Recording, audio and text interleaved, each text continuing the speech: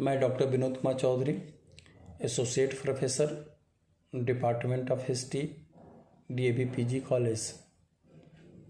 आज का topic Simon commission, जो बीए 6 सेमेस्टर के छात्रों के लिए उपयोगी है। साइमन कमीशन भारत में क्यों आता है? साइमन कमीशन क्या है? साइमन कमीशन समय से पहले क्यों आया? साइमन कमीशन का विरोध क्यों होना शुरू हुआ? साइमन कमीशन ने क्या अपनी रिपोर्ट प्रस्तुत किया? साइमन कमीशन के एक मूल्यांकन के रूप में, एक आलोचनात्मक मूल्यांकन के रूप में भी हम देखने के प्रयास इस वीडियो में करने की कोशिश करेंगे। साइमन कमीशन प्रधानमंत्री रैमजे मैकडोनाल्ड की एक महत्वपूर्ण योजना है। साइमन कमीशन लाने का मुख्य कारण था कि 1919 में भारत सरकार अधिनियम की धारा 84 में यह कहा गया था कि जो 1919 की गवर्नमेंट ऑफ इंडिया एक्ट आई है, वो भारतीय लोगों को उत्तरदायी शासन देने में कहाँ तक सफल हुआ है, इसकी जांच के लिए साइमन कमीशन की नियुक्ति की गई थी। जो भारत में संवैधानिक विकास हो रहा था, जो प्रगति हो रहा था, इसकी जांच करने के उद्देश्य से साइमन कमीशन की नियुक्ति की गई। साइमन कमीशन समय से पहले आ जाता है, इसके कई कारण थे। स्वराजवादी मोतीलाल नेहरू, चित्तरंजन दास जैसे लीडर विधानसभा के माध्यम से बार बार ब्रिटिश के समक्ष यह प्रश्न कर रहे थे कि 1919 का जो अधिनियम भारत में आया है, वो सही दिशा में कार्य नहीं कर रही है। उसी मांग के कारण से भारत में समय से पहले साइमन कमीशन की नियुक्ति की गई थी। स्वराजवादी उनकी मांग के कारण ही सर अलेक्जेंडर मूडी मैन के गठन किया गया था, जिसमें 8 सदस्य थे। इस कमेटी ने कहा कि गवर्नमेंट ऑफ इंडिया एक्ट 1919 जो आया है, उसमें कई खामियां हैं, कई त्रुटि है, और इस त्रुटि को सुधार करना आवश्यक है। इस उद्देश्य से भी समय से पहले आते हैं। भारत के विभिन्न दल, भारतीय नेताओं द्वारा बार बार इसके सुधारों की जांच के लिए सुधारों की शीघ्र जांच हेतु प्रयास किए जाएं, वो मांग कर रहे थे। इसके उद्देश्य से भी साइमन कमीशन समय से पहले आता है।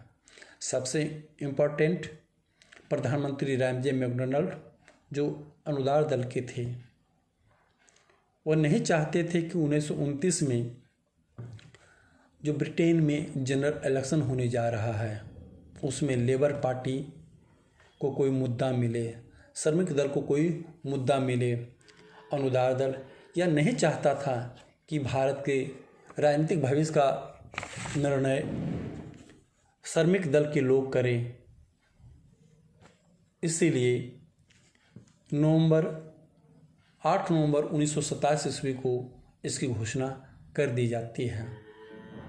1926-27 के बीच में पूरे भारत में सांप्रदायिक दंगे होते हैं। इस कारण से भी साइमन कमीशन की समय से पहले आ जाते हैं। भारत में जो युवा नेता सुभाष चंद्र बोस, जवाहरलाल नेहरू जैसे लोग बार बार संवैधानिक व्यवस्था में सुधार चाहते थे। आयोग का अन्य कार्य था, आने से का मुख्य कारण था ब्रिटिश भारत में शासन पद्धति के क्रियान्वयन की जांच करना।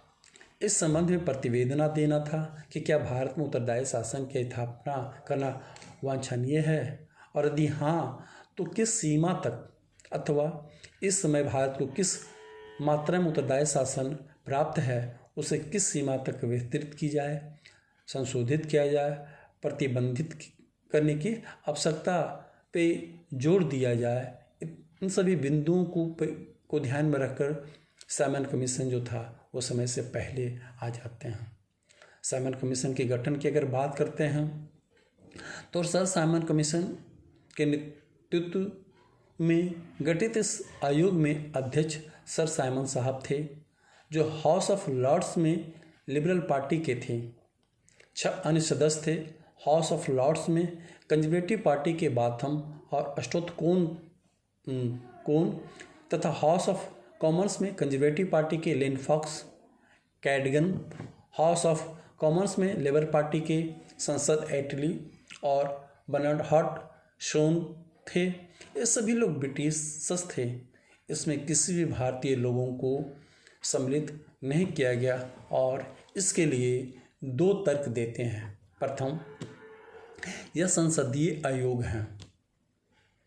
भारत सचिव ब्रेकनहेड ने सुझाव में कहा था कि ये सिर्फ ब्रिटिश संसद के लोग ही इसमें शामिल होंगे, क्योंकि ब्रिटिश संसद के समकक्ष यह रिपोर्ट प्रस्तुत करनी है, इसलिए इसमें कोई भी भारतीय को नहीं रखा जाना चाहिए। भारत में इतनी पार्टियां हैं कि किस दल से किस व्यक्ति को सदस्य के रूप में लिया जाए, किससे न लिया जाए। अर्थात भारत में विभिन्न जातियां, विभिन्न धर्मों और संप्रदायों को लोग निवास करते हैं, जिसमें परस्पर एकता का अभाव है। अतः किसी एक दल से किसी एक व्यक्ति का चुनाव करना संभव नहीं था। निसंदेह ये तर्क और व्यर्थ हैं।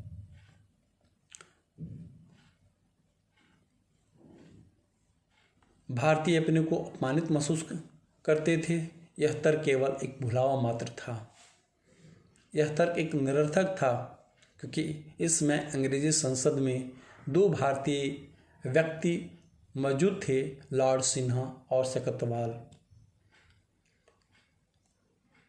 परंतु अनुदार दल के लोग कभी भी किसी भी भारतीयों को सदस्यता दिए जाने के पक्ष में नहीं थे।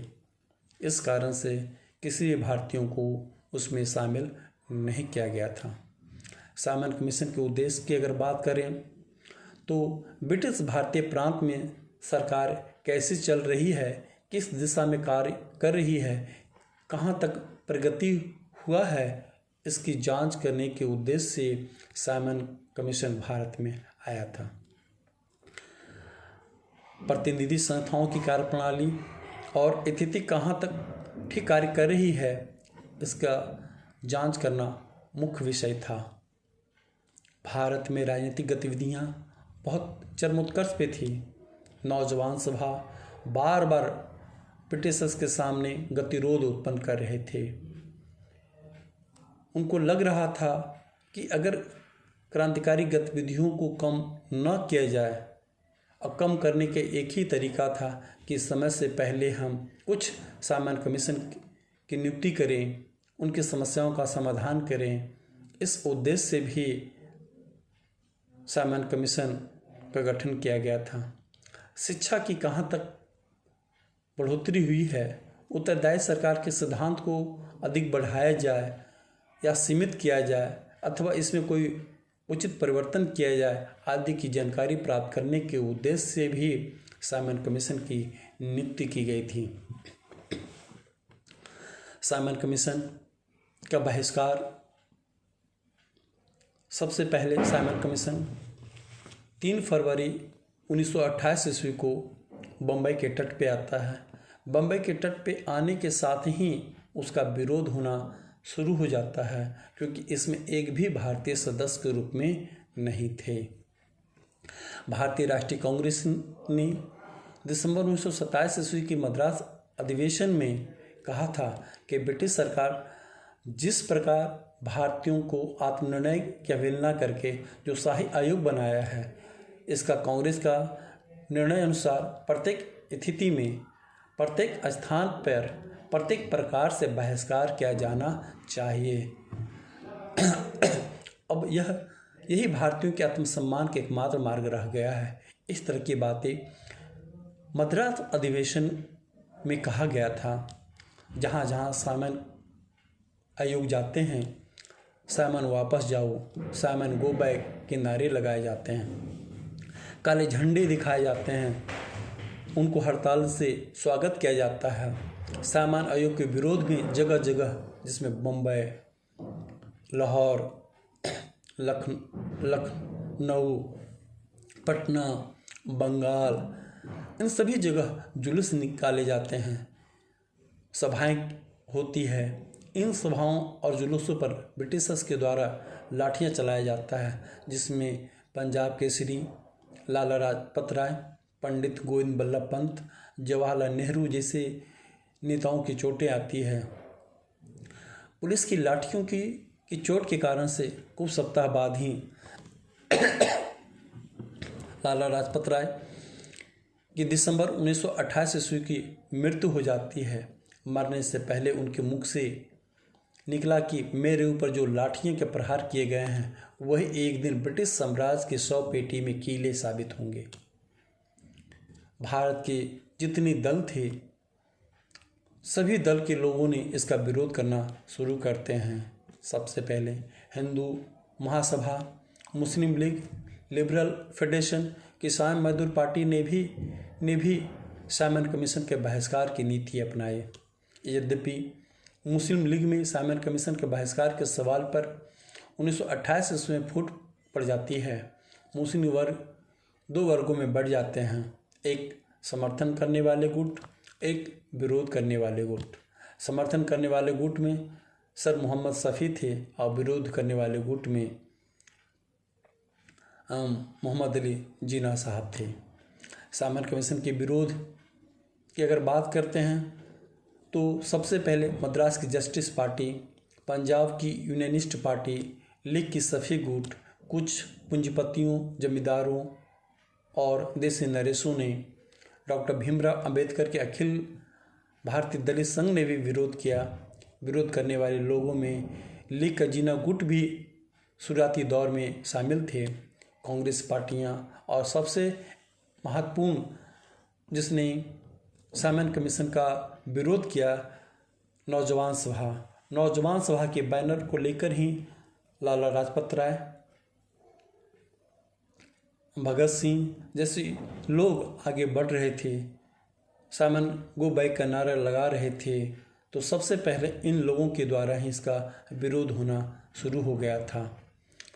साइमन कमीशन के विरोध के प्रस्ताव तो M.A. अंसारी के नेतृत्व में इंजीनियर दिनसा वाचा ने 1927 में निर्मित करके M.N. अंसारी को सौंप देते हैं और साइमन के विरोध में साइमन वापस जाओ का नारा लगाया जाता है। साइमन कमीशन के विरोध ही स्थल की बात करते हैं तो भारत के विभिन्न जगह, जिसमें से बम्बई में सबसे पहले इसकी बगावत होना शुरू होते हैं, विरोध होना शुरू होता है। लखनऊ में खलीकुज्जम ने साइमन कमीशन का विरोध किया था। मद्रास में टी प्रकाशन ने विरोध किया था। लाहौर में नौजवान सभा के नेतृत्व में लाला लाजपत राय ने इसका विरोध किया था। भगत सिंह ने इसका विरोध किया था। पटना में, बंगाल में, इन सभी क्षेत्रों में इसका विरोध होना शुरू हो गया था। साइमन आयोग की प्रतिवेदना की अगर बात करें तो साइमन कमीशन भारत में 2 बार आया था। मई 1930 में साइमन आयोग की प्रतिवेदना प्रकाशित होता है। इस प्रतिवेदना में भारतीयों की राष्ट्रीय आकांक्षाओं के प्रति किसी प्रकार की सहानुभूति प्रकट नहीं की गई थी और उसमें डोमिनियन स्टेट्स की चर्चा तक भी नहीं की गई थी। इसके विपरीत जातिगत, संप्रदायगत मतभेदों का विस्तार से वर्णन किया गया था। उसकी प्रतिवेदना में कुछ सिफारिशें जो थी केंद्र शासन से संबंधित थी, प्रांतीय शासन से संबंधित थी, मताधिकार से संबंधित थी और अन्य सिफारिशों की अगर बात करें तो सबसे इम्पोर्टेंट था सेना का भारतीकरण का सुझाव उसने दिया। आयोग ने सिंध को बंबई से पृथक करने और बर्मा को भारत से अलग करने तथा उड़ीसा को अलग प्रदेश के दर्जा दिए जाने की बात किया। कमीशन ने भारतीय संघ की स्थापना से पूर्व 72 भारत परिषद की स्थापना का सुझाव दिया ताकि देशी रियासतों की समस्याओं को समाप्त किया जा सके। भारत मंत्री को परामर्श देने के लिए भारत परिषद को कायम रखा जाए, उच्च न्यायालय के केंद्रीकरण किया जाए, प्रांतीय एवं अधीनस्थ सेवाओं में नियुक्ति हेतु लोक सेवा आयोग की स्थापना पर बल दिया। प्रति 10 वर्ष बाद भारत में संवैधानिक प्रगति की प्रक्रिया समाप्त की जाए और नवीन संविधान में स्वयं विकसित होने की व्यवस्था बनाई जाए। साइमन कमीशन की आलोचनात्मक दृष्टि से अगर बात करें तो सबसे पहले सुब्रमण्यम अय्यर ने इसे रद्दी की टोकरी में फेंकने लायक बताते हैं। एनी बेसेंट ने कहा, यह कमीशन जले पर नमक डालने के अतिरिक्त कुछ भी नहीं है। पंडित मोतीलाल नेहरू ने साइमन कमीशन को एक बहुत बड़ा धोखा दिखावा मात्र बताते हैं। इस तरह से हम देखते हैं कि साइमन कमीशन अपने उद्देश्यों में बहुत हद तक वो सफल रहता है, लेकिन भारतीयों की दृष्टि से अगर देखा जाए तो साइमन कमीशन भारतीयों के लिए कोई भी उपयोगी नहीं था। साइमन कमीशन की प्रभाव की और मूल्यांकन की अगर चर्चा करें तो उसके कारण से भारत में क्रांतिकारी आंदोलन सक्रिय हो जाता है। केंद्रीय विधानसभा में बम फेंका जाता है, सैंडर्स की हत्या की जाती है और उसी के कारण से भारत में 3 गोलमेज सम्मेलन का आयोजन किया जाता है। तो ये कुछ उपलब्धियों के साथ भारत में साइमन कमीशन समाप्त हो जाता है।